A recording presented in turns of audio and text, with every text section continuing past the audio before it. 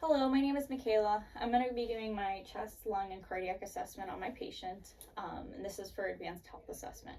So first I'll be looking at the patient. I'll just be inspecting him.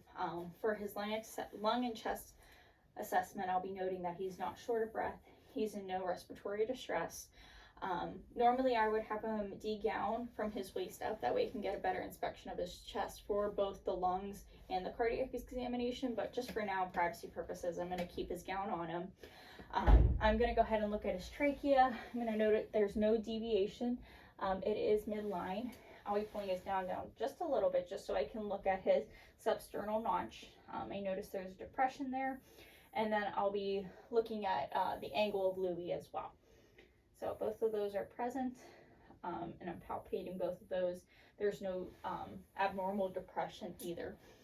Next, I'll be looking at his chest size. So I'm going to be looking anteriorly. I'll be looking posteriorly from his backside. And next, I'll have him cross his arms in front of him. And I'll be looking at his side here. So he is proportional. There is no evidence of barrel chest and no evidence of flail chest either. Next, we'll be moving on, being used on his breathing. His ribs look like they're pointing downward and his chest about cone shape. There's no audible adventition sounds without the auscultation, so there's no evidence of wheezing, stridor, rhonchi crackles, or a friction rub. The next assessment I'll be moving to is his thoracic expansion. So I'll have him sit forward, and I'll have my hands bilaterally on his back, and I'll have him take a deep breath in and out. Okay. Thoracic expansion is symmetrical bilaterally. The next test I'll be moving on to is crepitus. So I'll be palpating his front side and his back side just to make sure I don't feel any crunching under my fingers. I'm just going to be palpating here. Okay. There's no crepitus present on the front side. Next I'll be doing posterior. Okay. So no crepitus present on his back side. The next assessment I'll be doing is tactile fremitus. So I'll be placing my hand on each of his back. I'll do bilaterally in 5 different positions, and I'll have him repeat the word 99. Okay, so go ahead. 99, 99, 99, 99, 99. Okay. Tactile fremitus is normal in all 5 positions. There is no hyper or hypo or diminished in each of the regions. The next test we'll be going on to is diaphragmatic excursion. So I'll have the patient lean forward. I'll be percussing his backside. I'll have him take a deep breath in and out and hold it.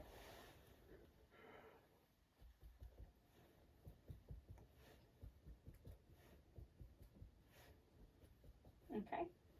And I'll just take a pen and mark that area.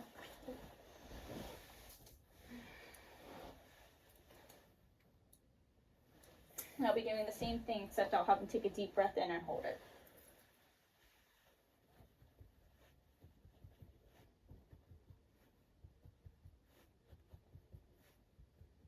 Okay.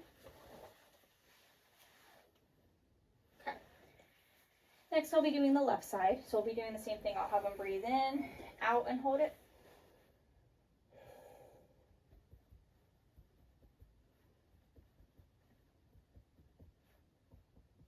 Okay. Just put a marking here, and then we'll do the same thing, except I'll have him breathe in and hold it.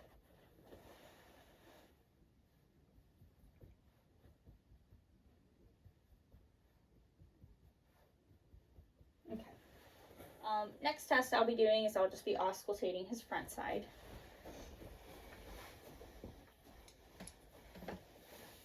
So first I'll have him breathe normally and auscultate 8 points.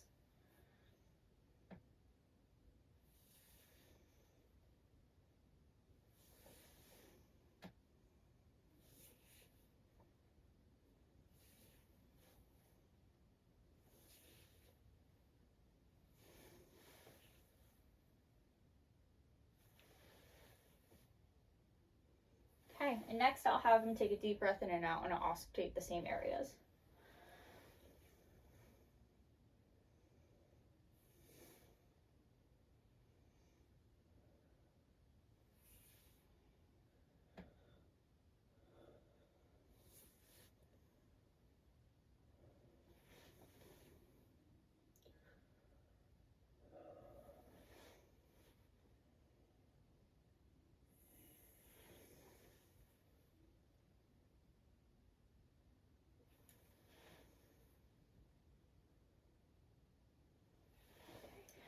I'm going to go ahead and do vocal resonance while I'm anterior to the patient. So for vocal resonant test, I'm going to have him just say the words Mickey Mouse as I listen across his upper chest.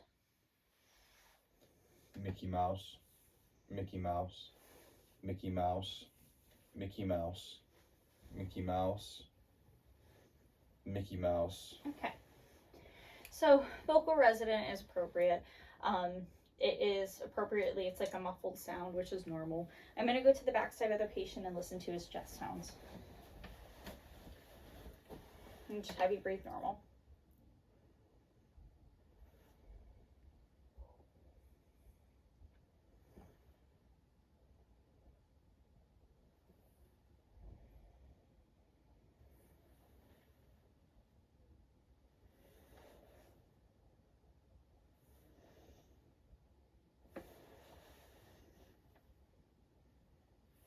All right, so anteriorly and posteriorly, there was also no adventition sounds auscultated. I'll be moving on to my cardiac exam. So for the cardiac exam, I would have transgenual lighting normally, and I would also have the patient lay down for the first part of the assessment set up. For right now, because of video purposes, I'm just going to have them do the assessment sitting up, but for the inspection, I would normally have them lay down as well. So first, I'll be looking to make sure there's no JVD present, so I'm looking at both sides of his neck. This would be a good example where I would use that lighting. I will be doing a pericardium assessment as well. So I'll be assessing for the apex of the heart. I'll be moving along the left sternal border, and I will be palpating the sternum. I will be noting that I can't see the apical impulse on visualization, which can be normal for patients. So for him, I'm not able to see, and it might be one of those, if I had his count down, I might be able to visualize better, or have him laying down with the lighting as well. But I'm going to go ahead to move on to palpate the apical impulse. So I'm just going to feel right down here.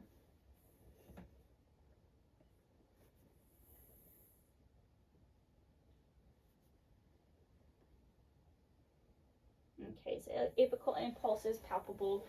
It's about the fourth intercostal space midclavicular line. I'm also going to palpate to make sure there's no heaves, no lifts, or thrills along that line.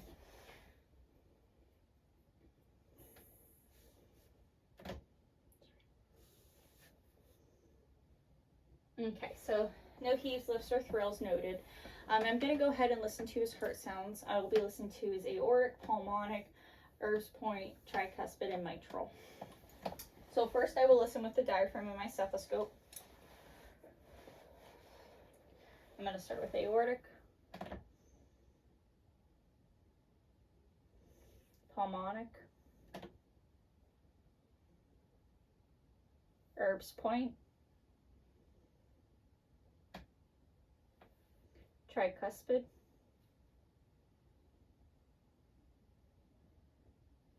and mitral. Okay, I'll be doing the same assessment. This time I'll have him breathe in and hold his breath while I do the heart sounds.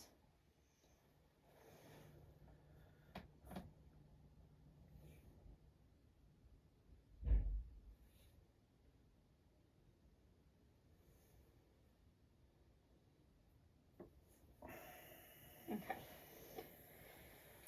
So on my assessment with the diaphragm, S1 is heard loudest at the apex and S2 is heard loudest at the base. There was no murmurs, S3, S4, or splitting. I will be doing the same assessment though with my bell, especially because murmurs usually get picked up by the bell. Unfortunately, I don't have my normal stethoscope with me, so I don't really have a bell on this stethoscope, but I will be doing the assessment with my bell for this next point. So I'll be listening to his heart sounds with the bell.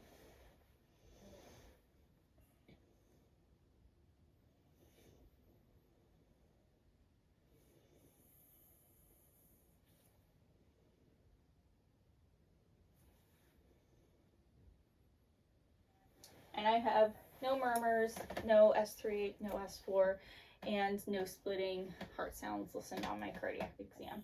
The last assessment I would do is I would palpate for his pulse and do a heart rate. So I'll just feel right here, and I would count his pulse for a straight minute. That way I know exactly what his heart rate is, and that would end my cardiac exam and my chest and lung exam.